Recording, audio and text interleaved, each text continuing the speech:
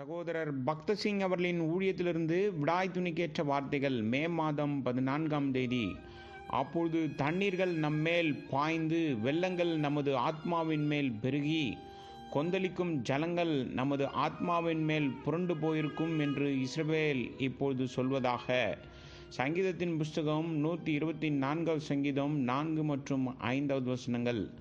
தாவீதுக்கு வந்த பிரச்சனைகள் வெள்ளம் போல் காணப்பட்டது. ஜனங்கள் வெள்ளத்தை எதிர்கொள்ள ஆயத்தமாக இல்லாதபோது அடிக்கடி வெள்ளம் வரும். பல ஆண்டுகளாக எந்த வெள்ளமும் இல்லாமல் இருக்கலாம். ஒரு வருடம் அவை திடீரென்று வந்து உயிர்கள், கால்நடைகள் மற்றும் பயிர்களுக்கு அதிக சேதத்தை ஏற்படுத்துகின்றது. நம் வாழ்விலும் எதிரிகள் எதிர்பாராத மூலங்களிலிருந்து அல்லது வாழ்க்கையின் எதிர்பாராத நேரத்தில் வெள்ளம் போல் நம் மீது வரும் சந்தர்ப்பங்கள் நமக்கு உண்டு. நண்பர்கள் அல்லது உறவுகள் மூலம் பிசாசு நமக்கு எதிராக செயல்பட முடியும். நாம் யாரை நேசிக்கின்றோமோ, மதிக்கின்றோமோ, போற்றுகின்றோமோ அவர்கள் சில சமயங்களில் நமக்கு எதிராக எழும்புகிறார்கள். இது போன்ற சூழ்நிலைகள் சாத்தியம் என்பதை முன்கூட்டியே அறிந்து எச்சரிக்கையாக இருப்பது நல்லது.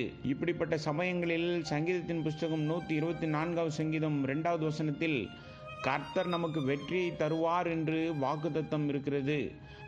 மனுஷர் நமக்கு விரோதமாய் எழும்பின போது கர்த்தர் நம் பட்சத்தில் இருந்திருக்காவிட்டால் கர்த்தர் நம் பக்கம் இருந்தார் என்ற இந்த வார்த்தைகளை கவனியுங்கள்.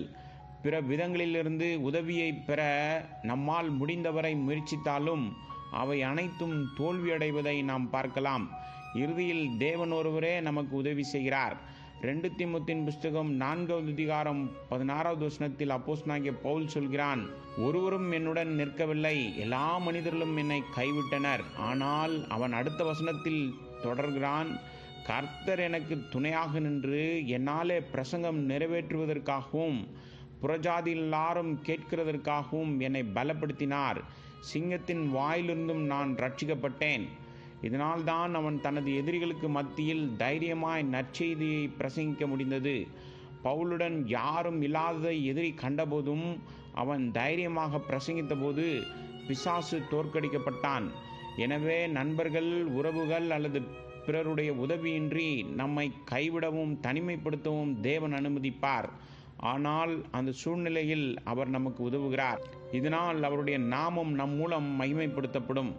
இதே நோக்கத்திற்காக தாவீது ராஜாவாகிய சவுலால் 8 வருடங்கள் பல துன்பங்களுக்கு ஆளாக வேண்டியிருந்தது. இறுதியில் சங்கீதத்தின் புஸ்தகம் 18வது சங்கீதம் 17வது வசனத்தில், என்னிலும் பலவான்களாயிருந்த என் பலத்த சத்ருவுக்கும் என்னை பகைக்கிறவர்களுக்கும் என்னை விடுவித்தார். ஒரு நண்பன் கூட அவனுக்கு உதவி செய்ய வரவில்லை. சவுல் தனது ஜீவனை காப்பாற்ற அவனை 3 முறை கொல்ல முயன்றான். சொந்த ஜனங்கள் அவனுக்கு எந்த பாதுகாப்பையும் கொடுக்கவில்லை. தேவனுடைய வீட்டில் அவனுக்கு தங்கும் இடம் கிடைக்கவில்லை. அந்நியர்கள் அவனை பார்த்து பயந்தார்கள். இறுதியில் அதுலாம் என்ற அந்த குகையில் ஒளிந்து கொண்டான். அங்கேதான் ஆண்டவர் அவனுக்கு மிகவும் நெருக்கமானவராகவும் விலையேற பெற்றவராகவும் மாறினார். அந்த குகையில் பல நாட்கள் தங்கியிருந்தான். உணவு, பாதுகாப்பு மற்றும் தங்கும் இடம் என எல்லாவற்றுக்கும் அவன் ஜெபம் செய்து சார்ந்திருக்க வேண்டும். அவனுக்கு துணையாக இருந்த அந்த 400 பேரும் கஷ்டத்திலும் கடனிலும் இருந்த மனிதர்கள். 1 சாமுவேல் புஸ்தகம் 22வது அதிகாரம் 1 மற்றும் 2வது வசனங்கள். அவனுடைய எல்லா கஷ்டங்களிலும் நெருக்கங்களிலும் அவனுக்கு உதவி செய்ய ஒருவனாலும் முடியவில்லை. ஆனாலும் கர்த்தர் அவர்களுக்கு உதவினார். இவ்வாறு நம்முடைய எல்லா கஷ்டங்கள், துன்பங்கள் மற்றும் சோதனைகள் மூலம் நாம் அவருக்கு மிக நெருக்கமாக வருவதை நாம் பார்க்கலாம். நமக்கு உதவி செய்ய யாரும் இல்லாதபோது நம்முடைய எல்லா துன்பங்களிலும் அவர் தம்முடைய உண்மை தன்மையை நிரூபிக்க முடியும்.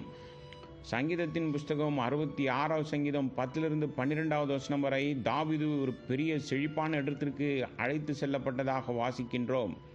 ஆகவே ஆவிக்குரிய ரீதியில் நம்மை ஒரு பெரிய செல்வந்தமான இடத்திற்கு கொண்டு வருவதற்காக அவர் நம்மை சுத்திகரிக்கும் அக்கினி மற்றும் வேதனையான சோதனைகள் மூலம் அழைத்து செல்வார்.